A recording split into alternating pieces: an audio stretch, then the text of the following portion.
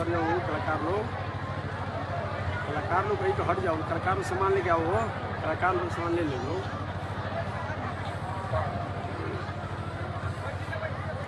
भागिए जाइए पदमंजन में भागिए।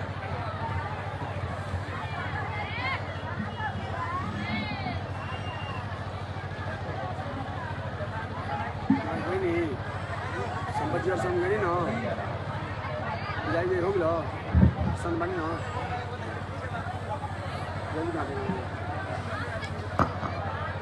नारायण नारायण।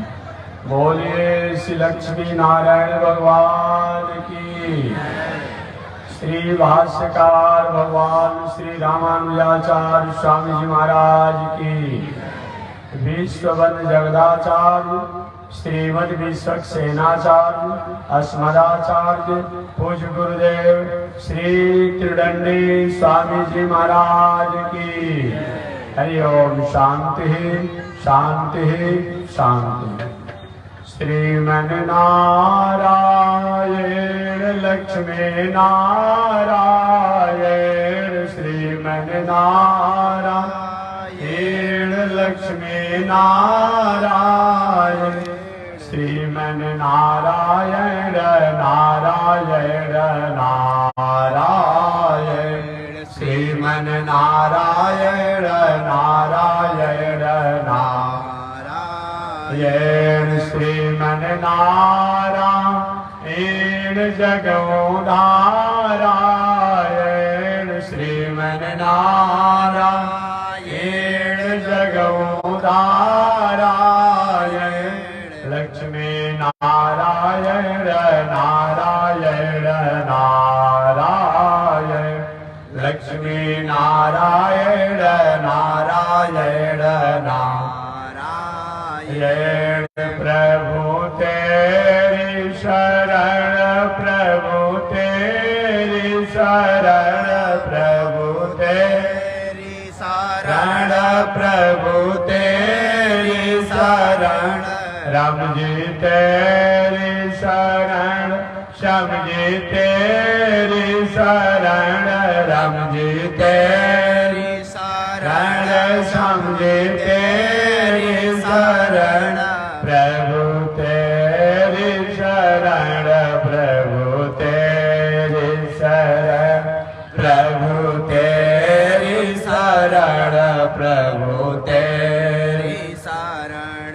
श्रीमन्नारायण नारायण नारायण श्रीमन्नारायण नारायण नारायण लक्ष्मी नारायण नारायण नारायण लक्ष्मी नारायण नारायण नारायण श्रीमन्नारायण नारायण नारायण श्रीमन्नारायण नारायण नारायण। श्री राम हरे बलराम हरे श्री राम हरे बलराम हरे बलराम हरे बलभद्र हरे बलराम हरे बलभद्र हरे बलभद्र हरे बलदेव हरे बलभद्र हरे बलदेव हरे बलदेव हरे अवधेश हरे बलदेव हरे अवधेश हरे श्रीमन्नारायण नारायण नारायण श्रीमन्नारायण नारायण नारायण लक्ष्मी नारायण नारायण नारायण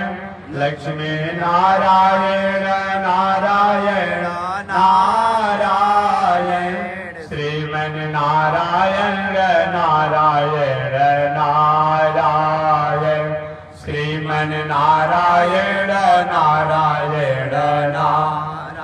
बोले श्री लक्ष्मी नारायण भगवान की, श्री भाष्यकार भगवान श्री रामानुजाचार्य स्वामी जी महाराज की, विश्ववंद जगदाचार्य श्रीमद विश्वक्सेनाचार्य अस्मदाचार्य पूज्य गुरुदेव श्री त्रिदंडी स्वामी जी महाराज की, श्री त्रिदंडी स्वामी जी महाराज की, पावन धाम की, पावन धाम की, पावन स्थल की, पावन महामहोत्सव की। जय जय श्री सीताराम, जय जय श्री राधेश्याम, जय जय श्री श्रीमन नारायण, जय जय श्री भाष्यकार, जय जय श्री भाष्यकार। हरि ओम। शांति शांति शांति। अनंताचार्य कृपया वेदांत द्वयपारगम रामकृष्णाग्र सद्भक्त विश्वक्सेन मुनिं भजे। काषायं यज्ञसूत्रं शुचिवपुषि तथा चौघपुण्ड्रं च बाले यशास्ते दक्षस्ते कलिकुमतिगिरीन्द्रेन्द्रवज्रं त्रिदण्डं संसाराग्नि प्रशान्त्यै मृतजलममलं दारुपात्रं पवित्रं श्रीविश्वक्सेन सूरे पदकमलयुगं श्रेयसे संश्रयामि। लक्ष्मीनाथ समारम्भां नाट्यामुनिमध्यमाम् अस्मदाचार्य पर्यन्तां वन्दे गुरो परम्परा। नारायणाय विद्महे वासुदेवाय धीमहि तन्नो विष्णु प्रचोदयात्। महालक्ष्म्यै च विद्महे विष्णुपत्न्यै च धीमहि तन्नो लक्ष्मी प्रचोदयात्, तन्नो लक्ष्मी प्रचोदयात्। परमाराध्य श्री लक्ष्मी नारायण भगवान प्रातः स्मरणीय पूज्य आचार्य श्री के जुगल चरणों में कोटिशः नमन। भगवत भागवत आचार्य कैंकर्य पारायण महानुभाव बक्सर की पावन भूमि से चलकर आए हुए श्री त्रिदंडी स्वामी जी महाराज समाधि स्थल मंदिर पीठाधीश्वर जगत गुरु रामानुजाचार्य स्वामी अयोध्यानाथ जी महाराज द्वारा आपने कथा श्रवण किया। उनसे पहले काशी की पावन भूमि से चलकर आए हुए श्री लक्ष्मी नृसिंह मंदिर जुवराज स्वामी जगत गुरु रामानुजाचार्य स्वामी मुक्तिनाथ जी महाराज द्वारा आपने कथा श्रवण किया होगा। उनसे पहले गोपाल कृष्ण जी और सिद्धराचार्य ब्रह्मचारी द्वारा आपने कथा श्रवण किया होगा। चलिए इसी पावन कड़ी में मैं भी दो चार शब्दों का निवेदन करूंगा। मैंने प्रथम दिन निवेदन किया था कि मानव जीवन में संत और सत्संग की उपयोगिता, संत और सत्संग का महत्व, संत और सत्संग की महिमा। जब जब भी राष्ट्र और समाज कहीं अपने स्वरूप को भूला है, खोया है, तो संत और सत्संग के अभाव में। जब जब भी राष्ट्र और समाज कहीं अपने स्वरूप में बरकरार रहा है, संत और सत्संग के कारण ही। उदाहरण के रूप में मैंने निवेदन किया था, अगर संत और सत्संग से हमारा संबंध न हो तो हमारे पास साधन तो रहेंगे, संसाधन भी रहेंगे, लेकिन वह साधन संसाधन का उपयोग कैसे करना चाहिए ये हम भूल जाते हैं। और वह साधन संसाधन हमारे जीवन का बोझ बन जाता है, भार बन जाता है। और जब संत और सत्संग और शास्त्र के माध्यम से अगर हम अपना जीवन जीते हैं तो वही साधन और संसाधन हमारे लिए उपहार बन जाता है, श्रृंगार बन जाता है, हमारे लिए वो समय का जीवन का व्यवहार बन जाता है। हर कर्म ही जो है हमारे लिए साधना हो जाती है, हर कर्म ही हमारे लिए आराधना हो जाती है, उपासना हो जाती है। जब हम संत, सत्संग और शास्त्र, इन तीनों का सहारा लेते हैं। इसलिए जीवन में जितनी ऊंचाई पर आप पहुंचिए, जितनी ऊंचाई की तरफ आप आगे बढ़िए, उतनी ही रफ्तार में, उसी अनुपात में अपने आप में संत, सत्संग और शास्त्र का भी सहारा लेना ही चाहिए। ऐसा अगर नहीं होता है तो शायद आप अपने स्वरूप को समझने में कहीं कृपणता करते हैं, कहीं उदासी करते हैं, और इससे आपको अच्छा नहीं होगा। पिछले दिन मैं कथा पूरा करना चाह रहा था, समय हो गया था विश्राम देने का। एक बार देवर्षि नारद जी महाराज ने यही संत, सत्संग और शास्त्र की महिमा भगवान से जानना चाहे, और जानने की आकांक्षा से कि हमारे भारतीय दर्शन में जिज्ञासा से ही सृष्टि प्रारंभ होती है। वेदांत दर्शन की बात करेंगे, अगर उपनिषद की बात अगर हम करेंगे, तो जिज्ञासा से ही हमारा भारतीय दर्शन की सृष्टि प्रारंभ होती है, ये जान लीजिएगा। इसमें भगवान श्रीमन नारायण के सत्य काम सत्संकल्प से ब्रह्मा जी जब प्रकट हुए तो ब्रह्मा जी के मन में जिज्ञासा हुई, हम कौन हैं, हम कहां से आए हैं, हमें क्या करना चाहिए, ये जिज्ञासा हुआ। वेदांत दर्शन उपनिषद का वाक्य है, अथा तो धर्म जिज्ञासा, अथा तो ब्रह्म जिज्ञासा।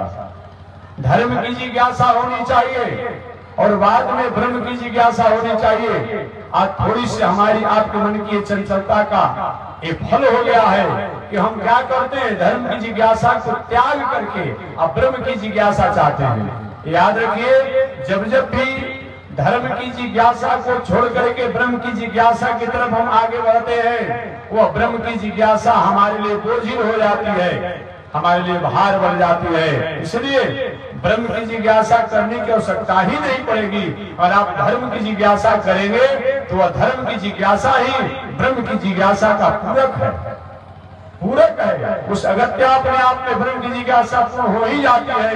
लेकिन जब हम धर्म की जिज्ञासा को छोड़ करके अगर ब्रह्म की जिज्ञासा की तरफ अग्रसर होते हैं, वह ब्रह्म की जिज्ञासा ही हमारे जीवन के पतन का कारण बन जाती है।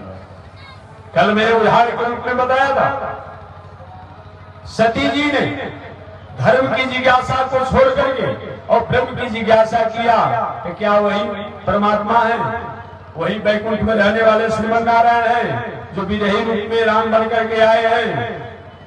अगर सती जी धर्म की जिज्ञासा की होती तो उनको इस पर संदेह ही नहीं होता, संशय ही नहीं होता। लेकिन वह संशय की एक धर्म की जिज्ञासा की नहीं। अगर धर्म की जिज्ञासा की होती तो भूत बावन शंकर जी सती जी को लेकर के, आप रामचरितमानस पढ़ते होंगे, सती जी को लेकर के अगस्त ऋषि के आश्रम पर गए थे। संशय होने से पहले काम किया। शंकर जी ने भी कथा व्यास विद्वान है, उनको भी हाथ तोड़ा उन्होंने। अब सती जी का माथा खराब हो गया।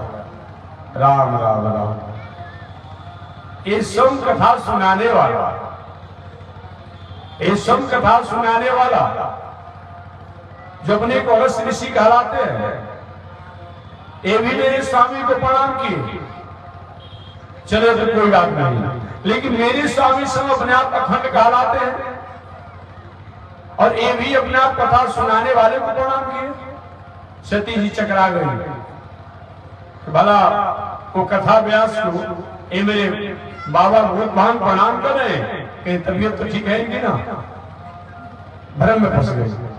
बहुत बार शंकर जी ने वहां भी इशारा किया, देवी जी आई वो चुपचाप रहो। माताओं का भी स्वभाव है, अभी देखिए जग हो रहा है ना, जग की परिक्रमा 4 बार करेगी कि 108 बार करेगी कि 54 बार करेगी तो मैं नहीं जानता हूँ, लेकिन बाजार जो लगा होगा मीना बाजार, उसमें जरूर 1 घंटा टाइम दिया जाएगा। परिक्रमा में 4 मिनट टाइम दिया जाएगा, अमीना बाजार में 1 घंटा टाइम दिया जाएगा। स्वभाव होता अपने आप में।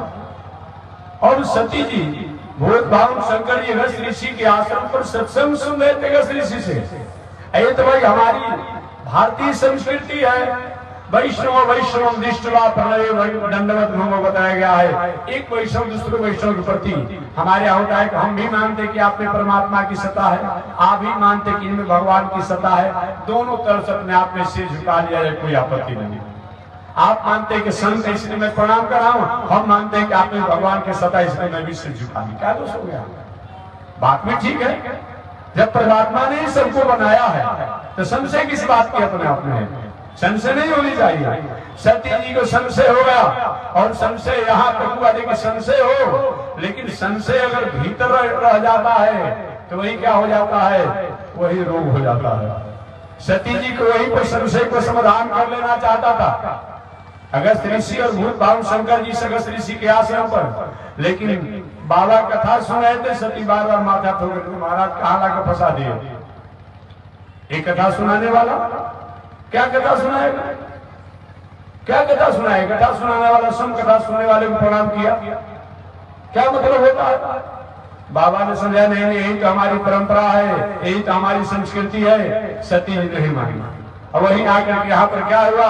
भगवान राम के विदेह रूप को देकर के सती जी का संशय जो भीतर चला गया था, बैठ गया था, उसका वही समाधान कर ली होती तो कोई दिक्कत नहीं था। वही विस्फोट हो गया और राम जी की परीक्षा ली, और परीक्षों में ऐसी परीक्षा ली, सती बन करके गई होती तो कोई बात नहीं था।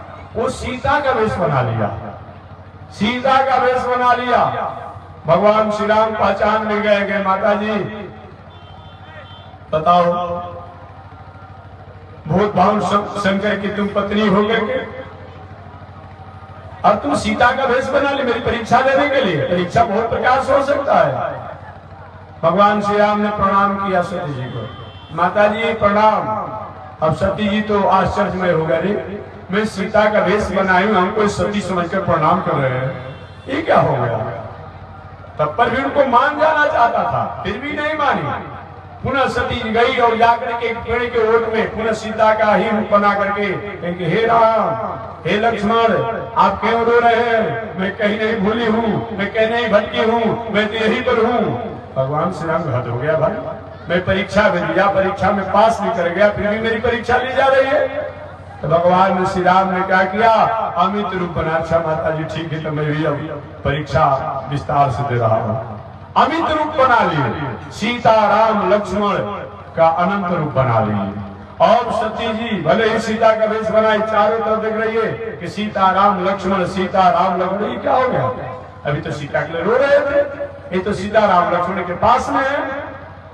उसमें जिधर देख रही उधर सीता राम लक्ष्मण। अंत में भगवान श्री राम ने अपनी माया को समेट लिया, और माया को जब समेट लिया, लौट के सती जो है जब गलती हो जाती है ना, तो भले हम बाहर न बताएं, भीतर से तो तीस बना रहता है, उदासी बनी रहती है, उदासी बनी रहती है। बाबा ने पूछा, देवी जी मेरे स्वामी अखंड अविनाशी सहितानंद को तुमने जाकर के पहचान लिया? अरे हमारा इसमें संशय की बात है, भला ऐसा हो सकता है? आप जिसको अपना परमात्मा मानते हैं, जिसको आपने कह दिया, भला उसको कोई संशय हो सकता है? तो बाबा ने कहा, मैं जब कहता हूँ उसको, जब तुम मान ही रही हो तो गई थी क्या करने के लिए? कि महाराज गई थी केवल अपने आप पे दर्शन करने के लिए, क्या परीक्षा नहीं लिया? बाबा ने पूछा, क्या तुमने परीक्षा नहीं लिया? तो वहां भी सीधा साधा झूठ बोल दी सती ने, कछु न परीक्षा ली गोसाई। ए गोसाई जी, अब देखिए ना, यहाँ पर गोसाई शब्द का प्रयोग करती है। गोसाई माने क्या होता है जी? त्रिकालदर्शी, सर्वज्ञ, अंतर्यामी को गोसाई कहा जाता है। हमारे भारतीय दर्शन में अलग अलग प्रकरण के अनुसार शब्दों का अलग अलग अर्थ होता है, ये जानिएगा। तो यहाँ गोसाई शब्द का प्रयोग किया गया है, त्रिकालदर्शी में किया गया है, सर्वज्ञ में किया गया है, अंतर्यामी में किया गया है। एक तरफ उनको अंतर्यामी भी मानती है, मन भीतर की बातों को जानने वाले, हमने क्या गलती क्या सही किया। हे अंतर्यामी, हे त्रिकालदर्शी, हे सर्वज्ञ, मैंने कुछ भी परीक्षा नहीं लिया। तो बाबा ने परीक्षा नहीं लिया, ध्यान किए तो ये मेरे भक्ति को खंडित कर दिया, मेरे भक्ति को खंडित कर दिया है सती ने। तो शिव संकल्प की मन माही, शंकर जी ने संकल्प ले लिया, अब ये जो सती जो है मेरे पत्नी की मर्यादा का अधिकारी नहीं है, मेरी आराध्या सीता का भेष बना लिया है, अब तो इसको मैं पत्नी के रूप में वर्णन नहीं कर सकता हूँ। अब उसी समय शंकर जी ने मन में संकल्प ले लिया, अब इनसे हमारा संबंध पत्नी के माधुर्य नहीं रहेगा। और बाद में चल करके सती वही जो अपराध हो गया था, अगर धर्म की जिज्ञासा की होती तो दूसरी बात बाबा ने समझाया बुझाया, जी जब कैलाश में अपने आप गए कि देखो तुम्हारे पिताजी जग तो कर रहे हैं, जग तो होना ही चाहिए, पूजा पाठ होना चाहिए, धर्म होना चाहिए, लेकिन अपने पड़ोसी को दूसरे को नीचा दिखाने के लिए, अपमान करने के लिए मत कीजिए। वहां क्या हो रहा था? प्रजापति दक्ष ने जो जग का आयोजन किया था, उस जग के आयोजन में नोटिस में नोट पे नीचे लिखवाया था, आई सबको निमंत्रण है, लेकिन कैलाशवासी भूत भावन शंकर जी को निमंत्रण नहीं है। जो भी आने वाले मेरे आमंत्रित लोग हैं उनको कहीं भी रास्ता होगा, लेकिन कैलाश से एक तरफ अपने आप ने एक बार उस मार्ग से घूमते हुए आना होगा, चाहे आकाश मार्ग से आना हो तब, चाहे जैसे भी आना हो तब। कितना बड़ा अपने आप में एक किसी को नीचा दिखाने की बात हो रही है। जो शंकर जी सब अपने आप में जग स्वरूप है। जग का मतलब होगा क्या है? जग हमारे जीवन का वह एक आयाम है, जग हमारे जीवन का एक उपक्रम है, जिनको करने के बाद वह परमात्मा, वह ब्रह्म, वह ईश्वर को हम पास में पहुंचने का अधिकार प्राप्त करते हैं, उनको स्वीकार करने का हम अधिकार प्राप्त करते हैं। वही तो जग है, वही जग है। एक व्यक्ति ने कहा था महाराज जी कलयुग में तो अपने आप ने जग उपलब्ध करने को बताया नहीं गया है, आप जग करते रहते हैं। हमने कहा तुम पढ़ा लिखा हो? क्या मैं पढ़ा लिखा हूँ? तो बताओ। कली में केवल नाम आधारा, सुमिर सुमिर नर उतर हो पारा। यही उसने उदाहरण दिया कि कली में केवल नाम आधारा और सुमिर सुमिर नर उतर हो पारा। हमने कहा इसका अर्थ जानते हो क्या होता है? इसी तरह तुम संतों को परेशान करने के लिए अपने आप चौपाइया कर दिया है। कहने का तात्पर्य है जैसे अभी ठंडा का मौसम चल रहा, अब 2 घंटा कम से कम वही बरसात अपने आप में, बरसात का समय हो, गर्मी के समय हो, किसी सरोवर में डूबी लगा लगा के नहाते हैं। अभी जल्दी जितना हो सकता है नहाओ, कपड़ा वपड़ा पहन के सब ठीक ठाक हो जाते हैं ना? हो जाते कि नहीं हो जाते हैं?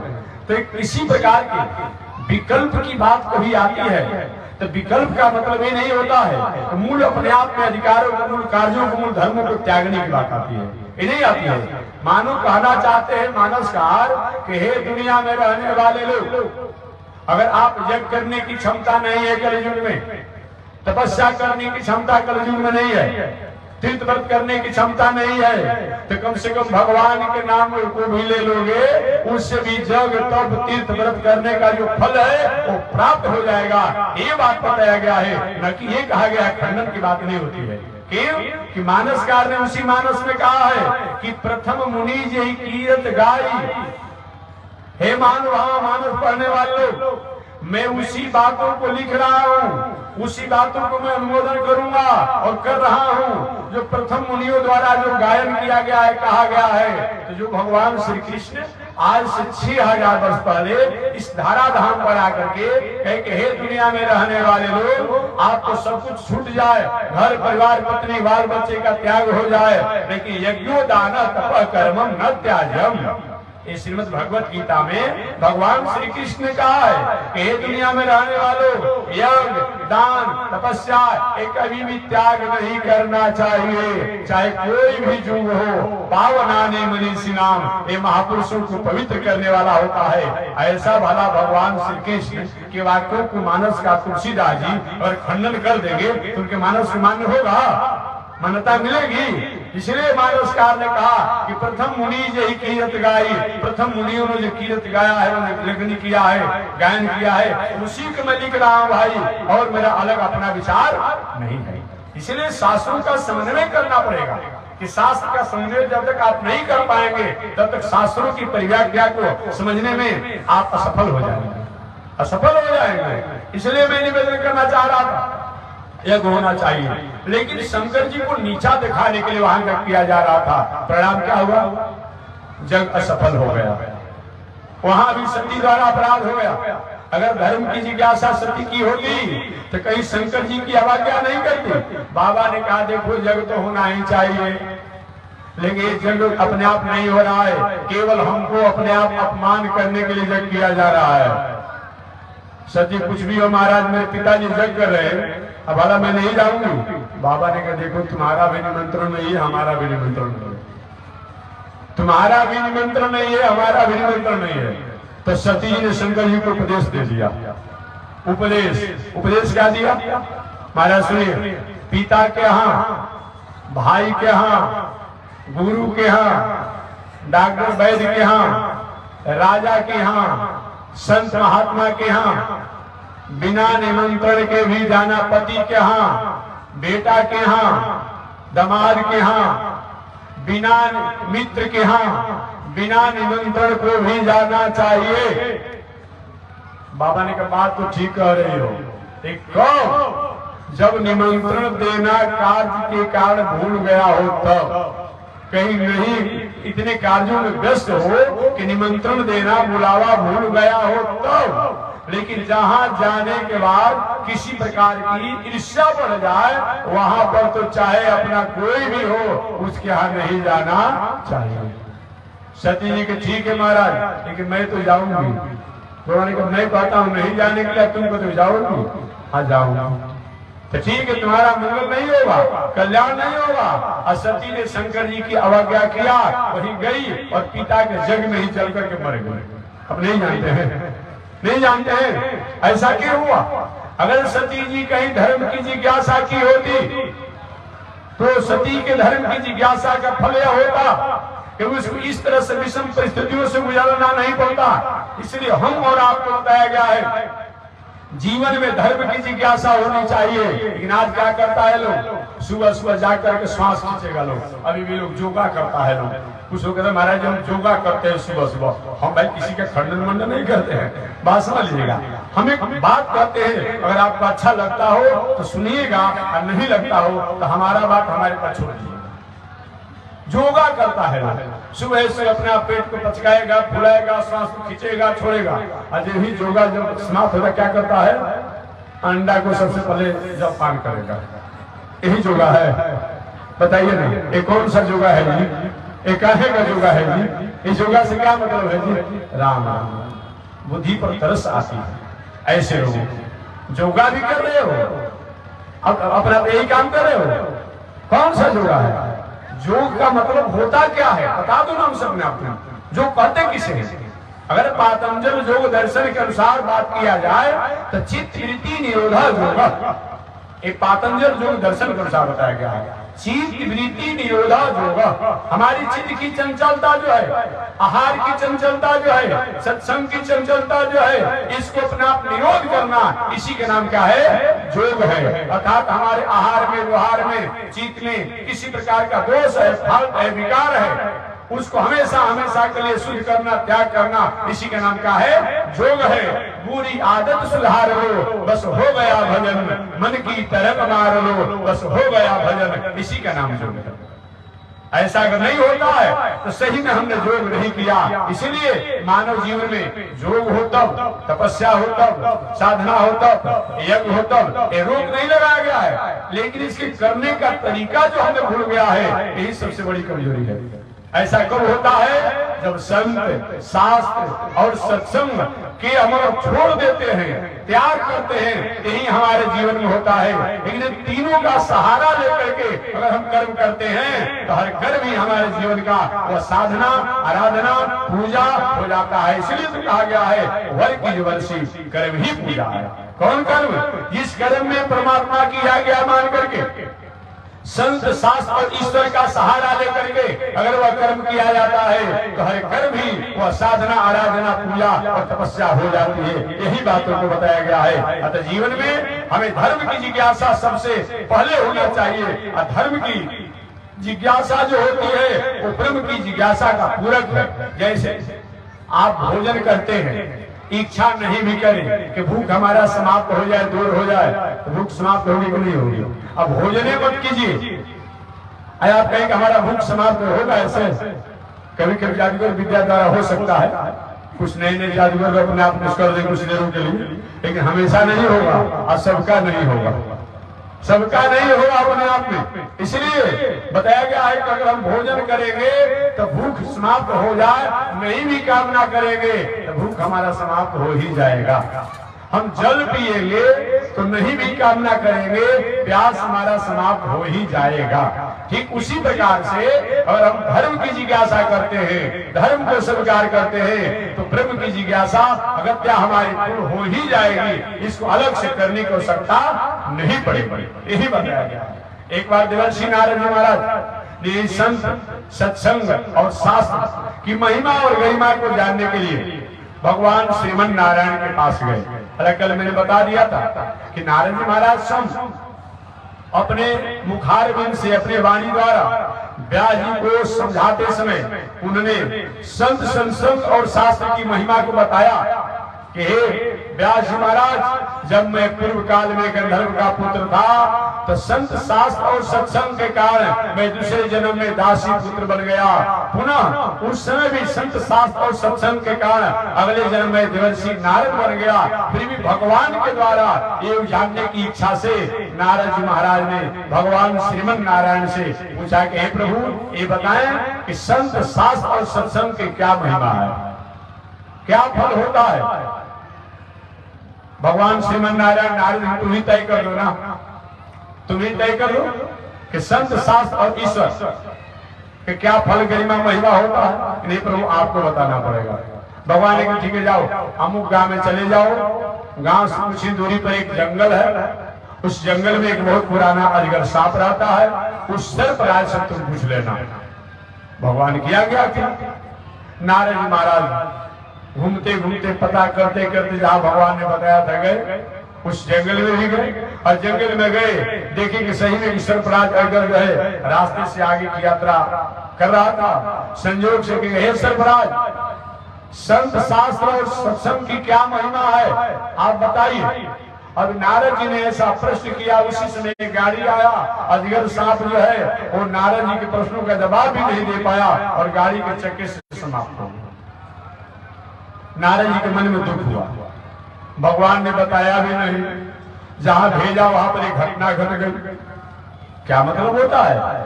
मन में थोड़ी सी उदासी हो गई, दुखी हो गई। कुछ दिनों के बाद पुनः नारद जी पुनः भगवान के पास पहुंच गए। भगवान के मन ही तो नारद है, जो भगवान के मन में भाता है वही नारद जी करते हैं, वही जाते हैं। जो भगवान चाहते हैं वही नारद जी करते हैं। एक पुनः भागवत का आख्याय क्या कहते हैं, तत्व मूल कथा में आ जाऊंगा। पुनः भगवान को जो भाता है वही नारद जी करते हैं, एक बार जानिएगा, वही करते हैं। भागवत में प्रसंग आती है, एक बार नारद जी महाराज ने विचार किया कि भगवान को कुछ ऐसे वाक्यों द्वारा मैं आश्चर्यचकित कर दूं कि भगवान कुछ समय के लिए हमारे बातों को सुनकर के हैरान हो जाए, आश्चर्य हो जाए।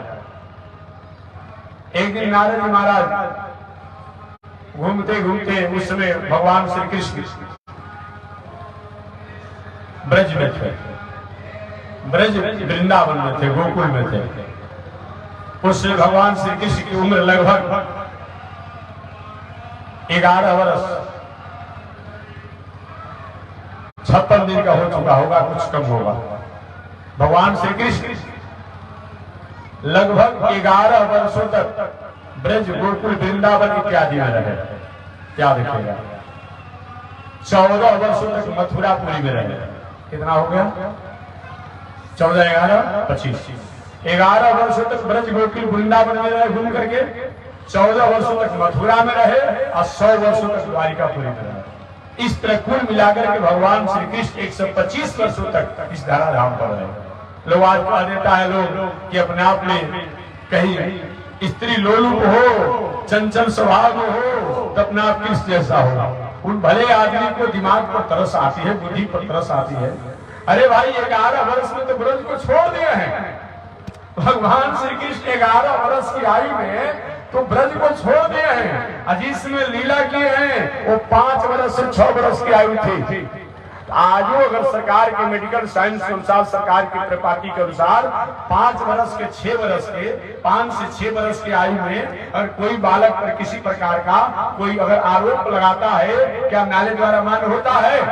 प्रशासन द्वारा मान्य होता है? सरकार द्वारा मान्य होता है? क्या मेडिकल साइंस से गवाही देती है? तो आज से 6000 वर्ष पहले तो समझिए कि 15 वर्ष तक तो लोग लंगोटी या भगोई पहन कर ही घूमते होंगे। तो अगर तुम मानते हो कि भगवान नहीं है तब मैं कहता हूं, तुम नहीं मानते हो तब भी कोई आरोप का मतलब क्या होता है? आक्षेप का मतलब क्या होता है? जो उन्होंने लीला किया है, चीरहरण इत्यादि जो कुछ भी लीला हुआ है, ये 5 से 6 वर्ष की अवस्था में हुआ है। तो स्वभाव होता है, घर घर में लड़का लड़की जो होते हैं छोटे छोटे, कोई बर बन जाता है, कोई दूल्हा बन जाता है, अपने आप में बनकर अपने में विवाह कर लेते हैं, पुनः कुटी हो जाता है। एक और नहीं घर में लड़का लड़की छोटे अवस्था में खेलते हैं। तो ऐसे अगर तुम मानते हो तब भी कोई आरोप नहीं है। अगर ब्रह्म ईश्वर मानते हो तो तुमको कोई कमेंट करने की अपने आप गुंजाइश नहीं, गुंजाइश नहीं है। 11 वर्ष तक भगवान ब्रज गोकुल वृंदावन इत्यादि में रहे, 14 वर्षों तक मथुरापुरी में रहे और 100 वर्षों तक द्वारिकापुरी में रहे। तो उसमें भगवान अपने आप में ब्रज में थे, ब्रज में थे। नारद जी महाराज इधर कंस मथुरा का शासकीय व्यवस्था अपने पिता को जेल में डाल करके, बाबा को जेल में डाल करके सबको अपने आप में और शासन कर रहा था, शासन का काज कर रहा था। नारद जी महाराज की संत वही करते हैं जो भगवान को भाता है, यही मैं कहना चाह रहा था। कहने का तरीका अलग हो, लेकिन वही करते हैं जो भगवान को भाता है। नारद जी घूमते घूमते कंस के पास पहुंच गए। एक संत ही ऐसे होते हैं उनको हर देश और हर दुनिया में अपने आप में गति होती है और आदर होता है। जैसे आज हमारे मीडिया महोदय जो होते हैं, पत्रकार महोदय जो होते हैं, वो चोरों के पास जाते हैं, साधुओं के पास जाते हैं, रजू के पास जाते हैं, सब जगह उनका अपना आवागमन होता है, आज भी होता है। तो संत भी वही होता है, अपने आप में हर जगह जाने का अपने आप होता है। क्योंकि संत अगर नहीं हो तो अपने आप में उन संत को सुधारने का काम कौन करेगा?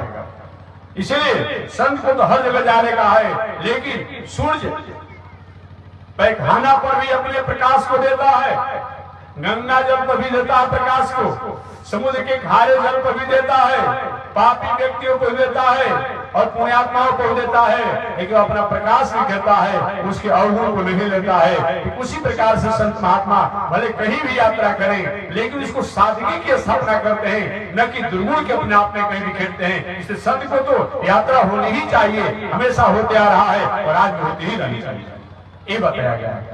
हमारे नारद जी महाराज कंस के राज में गए, कंस से मुलाकात हुई, कंस ने प्रणाम किया। प्रणाम करने पर नारद जी महाराज ने कहा, मथुरा मेरे ठीक ठाक है ना? महाराज सब आपकी कृपा है, सब आपकी कृपा है। नारद जी की कृपा तो है, लेकिन आपके वाणी पर उदासी दिख रहे हैं, आपके मुखमंडल पर उदासी में देख रहा हूं। क्यों? महाराज सब ठीक ठाक है, लेकिन एक कारण से मैं बहुत मैं परेशान हूं। कौन सा कारण है बताइए? कौन सा कारण? महाराज वो ग्वालिया, वो कृष्ण, कोई नंद नंदन कहता है, कोई वसुदेव नंदन कहता है उसको, कोई जसोदा नंदन कहता है, कोई देवकी नंदन कहता है, और कोई कहता है किसी का है ही नहीं। उससे हम परेशान हैं। जब से अपने आप इस संसार में आया है, मैं उसको ढूंढते फिर रहा हूँ। मारने का अनंत षड्यंत्र किया मैंने, आकासुर, बकासुर, पूतना, कितने राक्षसियों को, राक्षसों को विदा किया, सबको अपने आप काम तमाम कर देता है, काम तमाम कर देता है। मेरा नींद हैरान कर दिया है। मैं रात्रि में कहीं सोता हूँ, कहीं रात्रि रहती है, कहीं प्रकाश का अभाव होता है, तो हमें ऐसा भय होता है कृष्ण में मारने के लिए आ गया। कहीं मैं भोजन करने बैठता हूँ, अब भोजन में कहीं काला वस्तु भोजन में छमक गया, कोई निकल जाता है, होता है कृष्ण मारने के लिए आ गया। किसी से मैं बात करता हूँ और बात करते समय किसी की काली पुतली जो अपने दिखाई पड़ती है, मालूम पड़ता है कृष्ण मारने के लिए आ गया। महाराज मेरा नींद हैरान हो गया है, अब सोना मेरा समाप्त हो गया है। नारद जी ने कहा, बताइए इतने बड़े पुरुषार्थी और बलवान और वीर होने के बाद ये छोटे से बालक इतना भयभीत है। कृष्ण महाराज छोटा तो जरूर है, लेकिन बहुत बड़ा खोटा है, बहुत खोटा है। बोले आपने उसको मारने के लिए क्या मैंने नहीं किया, और फिर भी मैं सफल नहीं रहा। नारद जी सुनिए, ये समय सुनना नहीं चाहता हूँ, कहता की बात हमारे सामने मत सुनाइए। नारद ने कहा, कहता की बात मत सुनाइए, परसों आपके हाथ उस कृष्ण की मैं मृत्यु देखना चाहता हूं। नारद ने क्या कहा? परसों आपके हाथ उस कृष्ण की मृत्यु में देखना चाहता हूं, हमारे सामने कहता की बात मत कीजिए। कृष्ण का गुरु जी आशीर्वाद देंगे तब तो ऐसा होगा, लेकिन मेरा आशीर्वाद परसों आपके हाथ उस कृष्ण की मृत्यु में देखना चाहता हूं। ठीक है गुरु जी, नारद जी वहां से कंस को निमंत्रण देकर के चले गए अपने आप में। पुनः घूमते घूमते अपने आप में ब्रज में पहुंच गए। तो ब्रज में जब पहुंचे तो भगवान श्री कृष्ण बाल गोपालों के साथ आनंद कर रहे थे, खेल रहे थे। बाबा नारद प्रणाम। महाराज जी बहुत दिनों के बाद ब्रज में आना हो रहा है। हाँ अरे महाराज ऐसे इतने दिनों के बाद आना जाना रहे तो कैसे मंगल के बाद दुनिया के समाचार बताया करेंगे। नारद थोड़े तेवर बदल दिए, आप बाल गोपालों के साथ लीला करते रहिए, बाल गोपालों के साथ आप खेल खेलिए। आपको क्या दुनिया से मतलब है? आपको संतों से क्या मतलब है? आपको धर्म से क्या मतलब है? आपको पृथ्वी से क्या मतलब है? आप इसीलिए आए हैं जो कर रहे हैं। अरे महाराज उस कंस को कब आप मारिएगा? उसका अत्याचार बढ़ते चला जा रहा है, बढ़ते चला जा रहा है, बढ़ते चला जा रहा है। तो भगवान ने थोड़ा सा और एक बात को दिया, बाबा हमारे पर नाराज क्यों चल रहे आप? हम कौन होते हैं मारने वाले? हम काहे मारेंगे? हम क्यों मारेंगे? हमको क्या मतलब है? प्राणी अपने कर्मों के अनुसार ही सुख और दुख को प्राप्त करता है। प्राणी अपने कर्मों के अनुसार ही अपने आप हानि लाभ को प्राप्त करता है। प्राणी अपने कर्मों के अनुसार जस अजस को प्राप्त करता है। उसके पाप जो होगा उसका कर्म ही जो होगा उसको बर्बाद डालेगा। हम कौन होते हैं मारने वाले? नारद जी देखिए ऐसे वेदांत वाक्यों का हमारे सामने मत कहिए। मैं वेदांत वाक्य सुनने के लिए नहीं आया हूँ, परसों आपके यहाँ उस कंस की मृत्यु में देखना चाहता हूँ। लीजिए ना, वहां पर कंस को निमंत्रण दे दिए कि कृष्ण की मृत्यु में चाहता हूं परसों, और यहाँ कृष्ण भगवान को निमंत्रण दे दिए कि परसों आपके यहाँ उस कंस की मृत्यु देखना चाहता हूं। भगवान ने बुलाया, बाबा थोड़ा इधर आइए। आगे भगवान श्री अपने आप में नारद जी भगवान श्री कृष्ण के पास एक वहां क्या कहकर आपने आया था, वहां आप कह करके आया। वहां कंस को निमंत्रण दिया हमें मारने के लिए, और यहाँ हमको निमंत्रण दे रहा है कंस को मारने के लिए। ये क्या कर रहे हैं बाबा? नारद जी का प्रभु चाहे कंस आपके पास में आवे या कंस के पास में आप लाइए, दोनों स्थिति में कंस को ही बनना पड़ेगा। तो मैंने सोचा कि आपको अपना पे याद दिला करके और कंस को उत्तेजित करके मैं जल्दी उस पापी को समाप्त करना चाहता हूँ, इसलिए ऐसा मैंने किया। तो वो नारद जी वही करते हैं जो भगवान को भाता है, संत वही करते हैं जो भगवान को भाता है। नारद का प्रभु ये बताइए कि अग्नि के पास कोई जाएगा तो ज्वाला उसकी लगेगी, अग्नि सम अपनी धड़कती ज्वाला के साथ आएगी, तभी ज्वाला तो दोनों परिस्थिति में अपने आप प्राणियों को ही लगेगा। अग्नि आपके पास आवे या अग्नि के पास आप जाइए, कंस आपके पास आए या कंस के पास आप जाए, ये दोनों में कंस को ही समाप्त होना है। मैं चाहता हूँ पापी व्यक्ति को और बहुत दिनों तक रहने की आवश्यकता नहीं है, इसलिए प्रभु मैं आपको याद दिलाया और कंस को उत्तेजित किया ताकि वो जल्दी अब इस दुनिया से चला जाए। इसी का नाम संत है। संत वही करता है जो परमात्मा को भाता है, जो ईश्वर को भाता है। भले कहने का समझाने का तरीका अलग हो जाए, वही नारद है। तो देवर्षि नारद जी महाराज पुनः दूसरी बार, जब प्रथम बार नारद जी के प्रश्नों का समाधान नहीं हुआ तो दूसरी बार नारद जी महाराज भगवान श्रीमन नारायण के पास गए, प्रभु आपको बताना है तो बता दीजिए कि संत शास्त्र और ईश्वर के दर्शन का क्या महत्व होता है। भगवान ने कहा नारद अभी तुम्हारे प्रश्नों का समाधान नहीं हुआ क्या? नहीं प्रभु नहीं हुआ। तो ठीक है चले जाइए अमुक गांव में।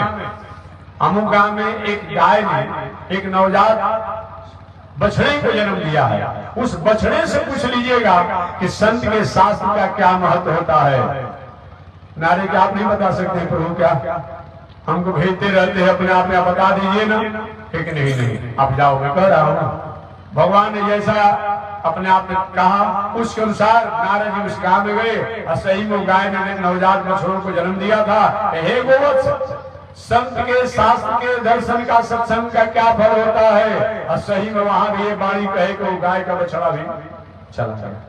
दो घटना हो गई, दो घटना हो गई। नारद जी उदास हो गए, हो गया भाई, प्रभु जवाब भी नहीं दे रहे हैं और घटना भी हो जा रही है। पुनः नारद जी अपने दिनचर्या में लगे। कुछ दिनों के बाद घूमते घूमते पुनः पहुंच गए भगवान के पास। भगवान श्रीमन नारायण का प्रभु तीसरी बार हो रही है, आपसे मैंने पूछा था कि संत और शास्त्र और सत्संग का क्या फल होता है, बता दीजिए ना। कह रहे नारद तुम्हारे प्रश्नों का भी समाधान नहीं हुआ क्या? नहीं प्रभु नहीं हुआ, या बताइए। ठीक नहीं, जाओ अमुक गांव में एक बहुत बड़े धनी मानी आदमी सेठ जी है। सेठ मानी केवल सेठ जात नहीं होता है, जो धन संपत्ति में संपन्न हो सेठ शब्दों से संबोधित किया जाता है। सेठ जी है, उनके बहुत दिनों के बाद एक लौता पुत्र हुआ है। उसी जाकर पूछ लो कि अपने आप में संत शास्त्र और सत्संग का क्या फल होता है। और सही में नारद जी पूछते पूछते गए तो वहाँ वही प्रश्न किया जो पहले करते थे। और प्रश्न करते ही वो बालक भी अपना अल्पायु में ही राम नाम सत्संग। ये क्या हो रहा है? पुनः कुछ दिनों के बाद नारद को मैं भी तो पूछी के मानूंगा, भगवान को भी बताना पड़ेगा, मेरे प्रश्नों को जवाब देना पड़ेगा। नारद जी पुनः चौथी बार घूमते घूमते भगवान श्रीमन नारायण के पास गए और श्रीमन नारायण के पास प्रभु आप बता दीजिए ना कि संत शास्त्र और सत्संग का क्या फल होता है। भगवान कहा अभी तुम्हारा प्रश्न अभी शेष रहा क्या? हाँ प्रभु शेष रहा है, बता दीजिए। तो भगवान ने हंसते कहा नारद मैं तुम्हें उपदेश देने के लिए ये अपने आप वहां जगहों पर विदा किया। संत शास्त्र और सत्संग का फल होता है कि प्रथम बार जो अजगर सांप की जोनी में जो था, जो सर्प जोनी बहुत बड़ा निकृष्ट जोनी होता है, याद रखिएगा। क्या चीज? सर्प जोनी बहुत बड़ा निकृष्ट जोनी होता है शास्त्र से, ये जान लीजिएगा। कभी कभी हमारी माताएं कभी अपने किसी नारियों पर, अपने स्त्रियों पर कहीं अपने आप को हो, थोड़े अपने बच्चों को बहुत मारती पीटती हो, चाहे बहुत वात्सल भावना नहीं देती हो, तो हमारी माताएं, बूढ़ी माताएं नाराज होती है, कहती तुम सर्पणी हो गई हो क्या? सर्पणी क्यों कहती है? सर्पणी का मतलब क्या होता है? नारियों को संबोधन सर्पणी से कभी कभी क्यों दिया जाता है? सर्पणी का स्वभाव होता है कि सर्पणी अपने अंडों को जन्म देती है, अब पुनः आवश्यकता पड़ने पर सर अंडा को पी जाती है। क्या समझे? वो अंडों को जन्म देती है और जन्म देने के बाद भूख लगने पर उस अंडों को पी जाती है, खा जाती है। वो तो भूले भटके अंडे कहीं जहाँ कहाँ हो जाते हैं, जो सर्पणी को याद नहीं रहता है वही सांप बन जाते हैं। बाकी जितने अगर अंडे को हो और उतने अंडे अगर सर्प बन जाए तो दुनिया में परेशानी ही परेशानी हो जाएगी। एक दो बच जाते हैं अपने आप में। ठीक उसी प्रकार से माताएं कोई अपने बच्चों को बहुत बड़ा कष्ट देती है, मारती है, पीटती है, इसीलिए कहा जाता है ऐसा मत करो, तो सर्पणी कहा गया है। तो सर्प जो होता है, सर्प की आयु बहुत होती है। आप जीके नॉलेज, जनरल नॉलेज में आप पढ़ेंगे, जीके पढ़ेंगे अपने आप में, उसमें लिखा है सर्प की विषधर जितने सर्प होते हैं विषैले, उनकी आयु 1000 वर्ष की होती है। जान लीजिएगा, हम लोग 100 वर्ष जीने में परेशान हो गए हैं मनुष्य लोग। तो सर्प जितने विषैले होते हैं उनकी आयु 1000 वर्ष की होती है। अगर कोई इसको मारे ना, कहीं अपने आप किसी प्रकार कुछ ना हो, तो 1000 वर्षों तक सर्प जीते हैं। याद रखिएगा, 1000 वर्ष जीते अपने आप सर्प। इसीलिए और हाथी का उम्र कितना होता है? ये भी 125 130 वर्ष होता है। कछुआ की उम्र भी बहुत होता है अपने आप में। ये सब आपको जानना चाहिए, भी जानने को सकता है। तो मैं निवेदन करना चाह रहा था कि इस तरीका से शास्त्रों में अपने आप निवेदन किया गया। तो भगवान ने कहा कि हे नारद, जो प्रथम जन्म में वो आपके सत्संग एक ही शब्द आपने कहा कि संतों के दर्शन का फल और शास्त्र, इन तीनों की कृपा से सर्प जोनी जो बहुत लंबा जोनी है, वो लंबे जोनी में जीवन जीने वाला सर्प जो है आपके दर्शन करके एक पशु जोनी में आ गया। ये संत के दर्शन का फल पशु जोनी में आ गया, गोवत्स बन गया। पुनः दूसरी बार आपका दर्शन किया वो गोवत्स, तो तीसरे जोनी में मनुष्य का जोनी हो गया। और तीसरे बार आपका जब दर्शन किया तो चौथे बार वही मैत्रेय ऋषि हो गए। कौन हो गए? मैत्रेय ऋषि हो गए, जिन मैत्रेय और विदुर का संवाद कभी कभी आपके शास्त्रों में पढ़ने को मिलता है। इस तरीका से संतों के दर्शन और शास्त्र और सत्संग का इतना बड़ा फल होता है कि सर्प जोनी को प्राप्त करने वाला नारद जैसे संतों के दर्शन कर से पशु जोनी को प्राप्त किया। पशु जोनी से अपने आप में पुनः मनुष्य का जोनी हुआ, मनुष्य जोनी में भी अपने आप में आगे चल करके मैत्रेय ऋषि को प्राप्त हो गए। इसलिए नहीं अमया तीर्थाने न देवा मिथिला मया ते तुर पुनर्काले न दर्शना देव साधव।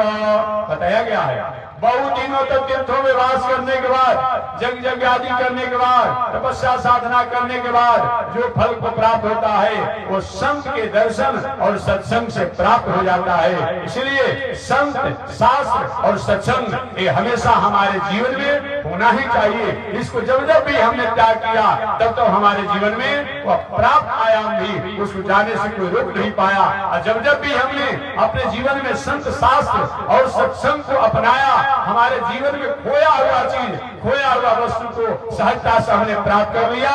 उदाहरण के रूप में मैंने प्रथम दिन बताया था, विभीषण जी स्वप्न में नहीं सोच पाते, विभीषण जी स्वप्न में भी नहीं सोचते होंगे कि लंकापुरी का मैं राजा भी बन सकता हूं। जो रावण के लातों के प्रहार से भाग गए, भला सोच सकते हैं? अस्त्र शस्त्र का प्रयोग नहीं किया रावण ने, तात लात ही रावण मारा, केवल चरणों के प्रहार से सहन नहीं हो पाया और भाग गए। वो भला विभीषण जी के लंकापुरी के राजा स्वप्न में सोच सकते हैं? लेकिन क्या हुआ? संत, शास्त्र और सत्संग के फलस्वरूप विभीषण जी ने लंकापुरी के राजा बन गए। कौन इतिहास नहीं जानता है? जो सुग्रीव जी बांदरराज बाली के भय से कहां भाग कर जाकर छुपे हुए थे, लेकिन वही संत, शास्त्र और सत्संग इनकी कृपा से वे सब किष्किंधापुरी के राजा बन गए। लेकिन संत, शास्त्र और सत्संग इसको सुनाने वाला भी सही में हनुमान जैसा संत होना चाहिए। काल में भी नहीं होना चाहिए, नहीं तो काल में भी होगा तो क्या होगा? वो हनुमान जी कथा आपने सुना होगा, काल में भी हनुमान जी कहा कि तुम मेरा चेला बन जाओ। पर ऐसा होता है क्या जी? अरे चेला में गुरु कुछ होता है जी, और गुरुए बड़ियारी अपने आप पे चेला बनाने लगे, गुरु की बड़ियारी आजकल यही चल रहा है, यही चल रहा है अपने आप में। नहीं, शिष्य को ढूंढना चाहिए, भाई मैं किसको गुरु बनाऊंगा ना। तो हनुमान जी महाराज ने कहा, महाराज मैं आपको चेला तो बन जाऊंगा, लेकिन मैं चाहता हूं कि चेला बनने से पहले गुरु दक्षिणा दे दूं। तो वही हनुमान जी महाराज ने मुष्टिका का प्रहार किया और हमेशा हमेशा के लिए काल नदी का उद्धार कर दिया, उद्धार कर दिया। इसलिए मैं निवेदन करना चाहता हूं कि संत, शास्त्र और सत्संग कितनी बड़ी गरिमा है, इतनी बड़ी महिमा है कि बहुत दिनों तक तपस्या, साधना, योग इत्यादि करके जिन फल को प्राप्त किया जाता है, उन फल को संत, शास्त्र और सत्संग द्वारा सहजता से हम प्राप्त कर लेते हैं। इसलिए इसको कभी त्यागने जरूरी नहीं है। जब जब भी हमने त्याग किया, जिन जिन लोगों ने त्याग किया, उन व्यक्ति के पास साधन तो रहे, संसाधन तो रहे, सुविधा भी रहा, लेकिन उनके जीवन में अपने आप में सभी को समाप्त होने से, विनष्ट होने से कोई रोक नहीं पाया। अतः मानव जीवन में संत भी होना चाहिए, शास्त्र भी होना चाहिए और सत्संग भी होना चाहिए। तो शेष चर्चा अगले दिन पुनः मैं निवेदन करूंगा। आज इसी के साथ वाणी विराम। एक बार भगवान का नाम ले, आगे परमात्मा की जैसी इच्छा। तो एक बात और मैं निवेदन करूं, कल तारीख है, कल 6 तारीख है, श्री लक्ष्मी नारायण महायज्ञ की पूर्णाहुति, सारे कार्यक्रम की पूर्णाहुति है। तो जो भी गांव, जवार, जिला के लोग हैं, सबको जग समिति की तरफ से मैं भंडारा का निमंत्रण दे रहा हूं कि समय मिलने पर आप लोग 12 बजे दिन रहेगा, ठंडा का समय है, 12 बजे दिन से लेकर के 6 बजे सायंकाल तक, 12 बजे दिन से लेकर के 6 बजे सायंकाल तक जब आपको मौका मिलेगा, आप जग की पूर्णाहुति के भंडारा का प्रसाद पाने के लिए पूरे गांव, जवार, जिला सब लोग को अपने आप में किसी को रोका नहीं जा रहा है। सबको आकर के समय अनुकूलता अनुसार भंडारा का प्रसाद पालेंगे और कथा तो अपने समय अनुसार कल भी चलेगी। और परसों दिन हम लोग सुबह आरती करके तब आगे जहाँ जाना होगा वहां जाएंगे। तो आप लोग भंडारा का प्रसाद पाने के लिए 12 बजे दिन से लेकर के 6 बजे सायंकाल तक कल सादर आमंत्रित है। जग की पूर्णाहुति भी है, कथा कल होगा। तो जय श्रीमन्नारायण। एक बार भगवान का नाम है। श्रीमन्नारायण लक्ष्मी नारायण, श्रीमन्नारायण लक्ष्मी नारायण, श्रीमन्नारायण नारायण नारायण, श्रीमन्नारायण नारायण नारायण, श्रीमन्नारायण जगोदारायण, श्रीमन्नारायण जगोदारायण, लक्ष्मी नारायण नारायण नारायण, लक्ष्मी नारायण नारायण नारायण। आग लगी आकाश में बरसन लगे अंगार, आग काश में बरसन लगे संत नहीं होते जग में तो जल मरता संसार हो। संत नहीं होते जग में तो जल मरता संसार। श्रीमन नारायण नारायण नारायण श्रीमन नारायण नारायण नारायण लक्ष्मी नारायण नारायण नारायण लक्ष्मी नारायण नारायण नारायण। बोलिए श्री लक्ष्मी नारायण भगवान की। श्री भाष्यकार भगवान रामानुजाचार्य स्वामी जी महाराज की। श्री प्रतिवाद वेंकटाचार्य स्वामी जी महाराज की।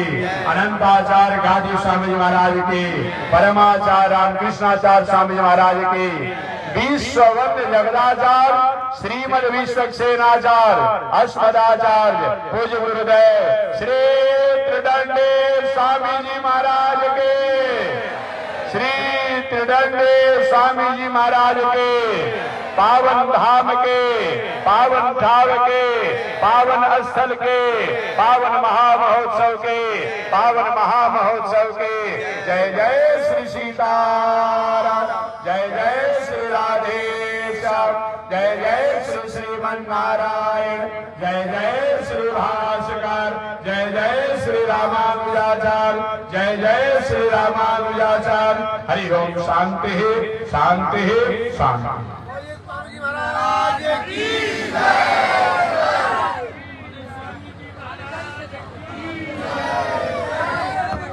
ओम चंद्रमा मनसो जात चक्षो सूरजो अजायत श्रोत्राद्वायुषुप्राण समुखादग्निरजायत श्रीश्रुते लक्ष्मी सुभद्र्या वहोरात्रे पार्श्वे नक्षत्राणि रूपमस्मिनो व्यातम् ईश्वरिगाढ मोमयिगाढ सर्वलोकं मयिगाढ काषायं यज्ञसूत्र सुजीवपुषि तथा चोर्वपुण्ड्रं च बाले यस्यास्ते दक्षस्ते कलिकुमतिगिरीन्द्रेन्द्रभद्रं त्रिदण्डं संसाराग्नि प्रशान्त्यै मृतजलममलं लालुपात्रं पवित्रं श्रीविश्वक्षेण सौरे पदकमलयुगं श्रेयसे संश्रयामि अमर्यादसूत्र चलमतिरसोय्या प्रसवो कृतघ्नो दुरमाने स्मर परवसो वन्दन पर निशंसा पापेश कथमामितो दुःखजलधे रपारादूत्रेण तव परिचरेयं शरणयो। लक्ष्मी नारायण भगवान की। हरि ओम शांति शांति शांति।